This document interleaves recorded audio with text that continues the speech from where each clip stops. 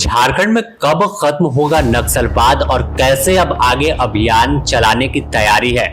Jharkhand police किस रणनीति के तहत बचे हुए 1 करोड़ इनामी नक्सली को ढेर करेगी? यह सवाल कई लोगों के मन में है, लेकिन इस सवाल का जवाब अब सामने आ गया है। सबसे पहले आपको यह जान लेना बेहद जरूरी है कि झारखंड में किस तरह से सुरक्षा बल के जवानों का अभियान जारी है और रणनीति कैसी है।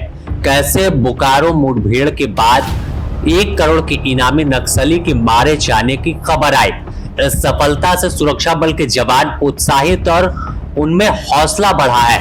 अब सीधे तौर पर निशाना कोल्हान में है और निर्णायक लड़ाई की तैयारी कर दी गई है। खुद सूबे के डीजीपी और गृह सचिव तमाम अभियान की मॉनिटरिंग कर रहे हैं और खुली छूट दी गई है कि नक्सलियों को अब कोई मौका नहीं दिया जाएगा।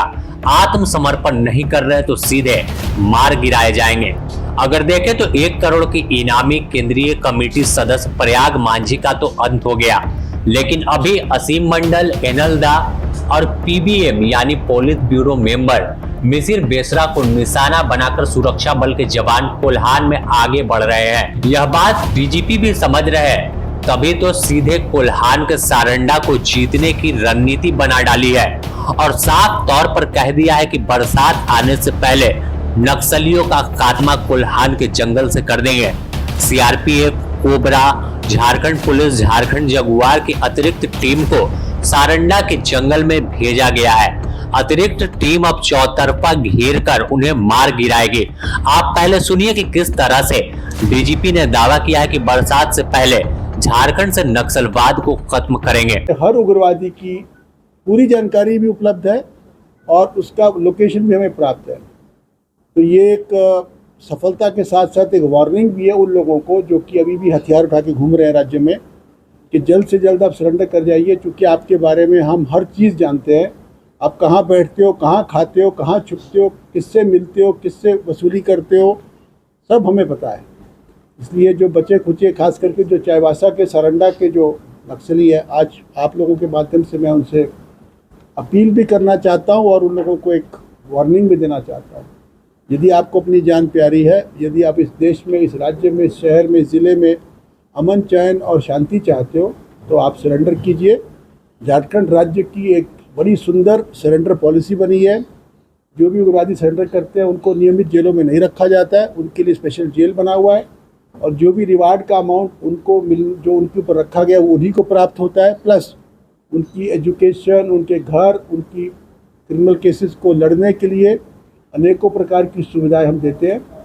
तो आज का ये जो एनकाउंटर है ये इनके लिए एक चेतावनी भी है और एक अपॉर्चुनिटी भी है, यही मैं कहना चाहता हूँ। वहीं जिस तरह से तमाम पुलिस के जवान उत्साहित है तो तमाम अधिकारी भी, क्योंकि बड़ी जिम्मेवारी इनके कंधे पर है कि कैसे झारखंड नक्सल मुक्त होगा।